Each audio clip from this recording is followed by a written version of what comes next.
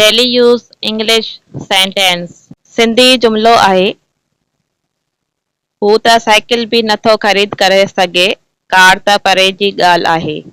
हू त साइकिल बि नथो ख़रीद करे सघे कार त परे जी ॻाल्हि आहे ऐं इन जी इंग्लिश में ट्रांसलेशन आहे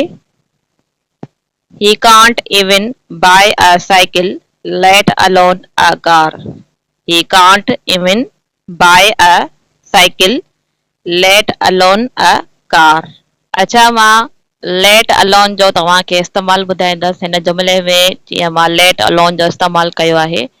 let alone आहे छा ऐं हिनखे छो इस्तेमालु कंदा आहियूं इहो मां तव्हांखे ॿुधाइणु चाहींदसि फस्ट मां इहो ॿुधाईंदसि त let alone आहे छा let alone हिकु फ्रेज़ आहे ठीकु आहे let alone हिकु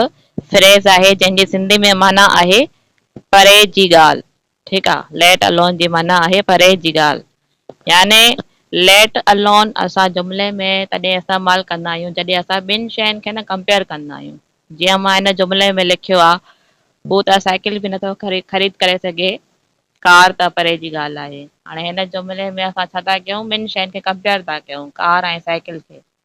यानी कोई शख़्स आहे जेको इन ॿिन्हिनि शयुनि खे ख़रीद नथो करे सघे ऐं अफोर्ड नथो करे सघे हुनजी इनकम एतिरी न आहे ठीकु आहे हालांकि साइकिल सस्ती आहे कार खां पर उहो त साइकिल ई नथो ख़रीद करे सघे त कार त परे जी ॻाल्हि आहे जॾहिं ईअं ॿिनि शयुनि खे असां कंपेयर कयूं न तॾहिं असां जुमिले में लेट अलोन जो इस्तेमालु कंदा आहियूं यानी का अहिड़ी शइ ठीकु आहे का अहिड़ी शइ जेकी कंहिं ॿिए शइ खां वधीक नामुमकिन हुजे न जीअं मिसाल मां लिखियो आहे लेट अलोन अ कार त इन में छा थी लिखां मां जुमिले में ही can't even buy a cycle उहो त साइकिल बि नथो ख़रीद करे सघे ठीकु आहे यानी साइकिल त चलो हुनजे लाइ मुमकिन न आहे पर कार त वरी अञा वधीक उनजे लाइ सफ़ा नामुमकिन आहे छो जे करे उहा इलाही महांगी आहे इन करे मां कार सां गॾु छा इस्तेमालु कयो आहे लेट अलोन अ कार यानी कार त परे जी ॻाल्हि आहे हुनजे लाइ न ठीकु आहे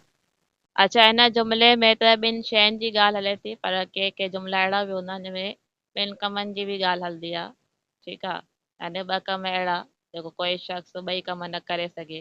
हिकु कमु त चलो हुनजे लाइ पॉसिबल न आहे करणु वरी ॿियो कमु त वरी हुनखां वधीक जेको आहे सो पॉसिबल न हूंदो ठीकु आहे यानी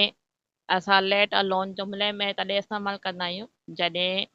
कोई ॿ कम या ॿ शयूं कंहिं माण्हू जे लाइ नामुमकिन हुजनि हिकु कमु त चलो नामुमकिन आहे ॿियो कमु वरी हुन खां वधीक नामुमकिन हुजे या हिकु शइ नामुमकिन आहे वरी ॿी शइ वरी हुन खां वधीक जेको आहे नामुमकिन हुजे तॾहिं असां लेट अलोन जो इस्तेमालु कंदा आहियूं जुमिले में